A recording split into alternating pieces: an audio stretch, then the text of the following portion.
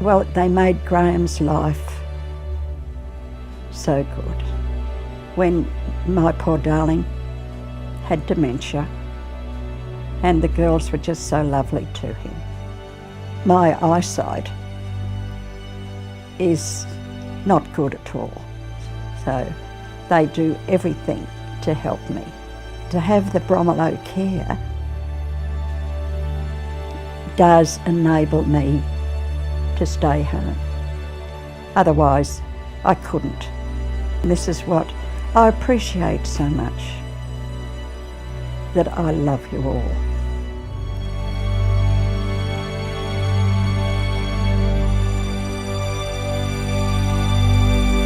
I think our philosophy is really quite simple, but it's not that common. So if I was a client, what would I be looking for from an organisation, from a person that was coming into my home to support me? And the other thing, I guess, that's been really important to me as we've grown over the years is to maintain that focus, but to also operate the business along really sound ethical values. Well, the company has grown incredibly over 25 years. I mean, 25 years ago, I was it. I can remember days like this where I'd be out in the field cleaning gutters for clients, mowing lawns, any small business. It's a one-stop shop, and I was that in those early years. But progressively, it changed. I choose to work for Bromilow because their values really echo mine. When I first rang in to talk to the company, Paul was the person who answered the phone. Initially it was probably for my own selfish reasons, because the job suited me, it was local, the hours suited me, and it came with a car, and so I chose Bromilow for those selfish reasons. It didn't take long for me to realise that Bromilow was different. I stayed because of the ethos of Bromilow. People feel that they are being looked after. It's actually really inspiring hearing Paul talk about all the upcoming things that are going on with Bromilow, and the inspiration that he gives us all to approach the next day with more drive. I used to be a tradie and it was very unfulfilling, but this job fulfills me completely. I get the most joy out of I guess one, being appreciated, which you don't always get at home. You know you're making a difference in someone's life. You know, you're sort of helping just with their day-to-day things and keeping them at home rather than them having to get to the stage to go into care.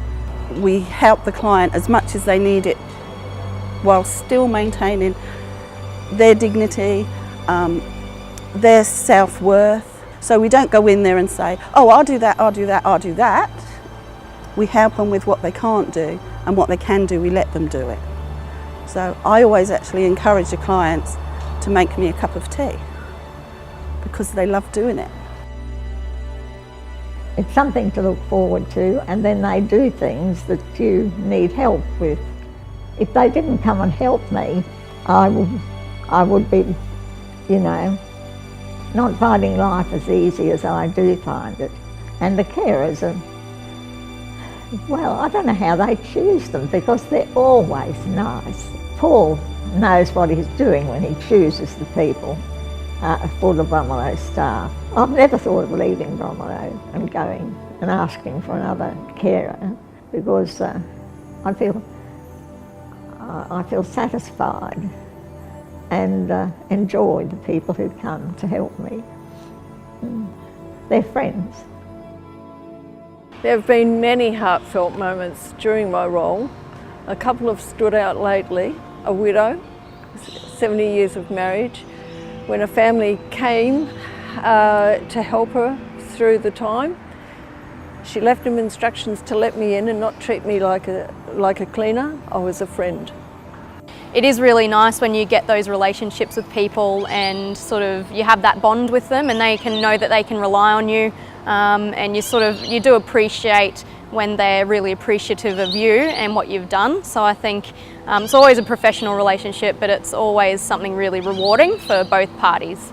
I go to a young lady with cerebral palsy and she has about 5 carers that go to her regularly, and she has a rating system between 1 and 5, 1 being best, 5 being worst.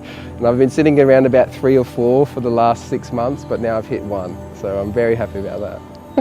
You almost become a member of the family after a while, like especially for people that live by themselves. It's like your visit can be the highlight of their week. You know, they're by the door waiting for you when you arrive, and it's a nice feeling. It's nice to feel like you're important to someone. Yeah, one of my probably one of my favourite moments was it was an older gentleman who was describing a song to me that he'd heard from something in the 20s, and all he could remember was the first couple of lyrics. And we were able to go online. I found the lyrics, found the name of the song, and then we actually found a YouTube recording of the song, and I played it for him. And the look on his face when he heard this song from 70 years ago that he thought he'd never hear again was like, that was priceless. Like, that really made my day. It made his day, and it made my day too. So it was nice to be able to help him in that way. I ask you confidentially, ain't she sweet? Ain't she nice? Look her over once or twice. Well, if I went to heaven, it wasn't better than this, I would say I want to go back. They're just a wonderful help to me, a wonderful help, and I do look forward to them coming. Especially when it's crossword day. I'm very, very thankful for Bromilow. Well, Bromilow is about to celebrate its 25th anniversary, and I'm incredibly proud of the success that we've had in that time. There are so many people that have played a role in that. I've been very lucky to have worked with some wonderful people, and I've surrounded myself with good people who make me look good. Our staff have been wonderful in that time. I'm proud of the fact that we've provided meaningful and real employment to probably hundreds of staff members over that time. I'm proud of the fact that our clients have supported us so loyally for 25 years, and the fact that we've been able to support thousands and thousands of Sunshine Coast residents to remain living independently in their own homes. Now, we get caught up in our day-to-day lives, and sometimes, you know, you don't take time to just stop and step back and reflect on what we've done. And I do that, and you know, Trish, my wife, she often says, Paul, you need to just stop and think about, you know, where you've come in 25 years. And when she makes me stop, you know, it's a great feeling to just look at where we started from, a one-man show, to where we are now, the things that we've achieved, but by golly, the things that are still out there waiting to be achieved. You know, there's so much potential within this organisation. It's only limited by our capacity to dream and to dare to do it.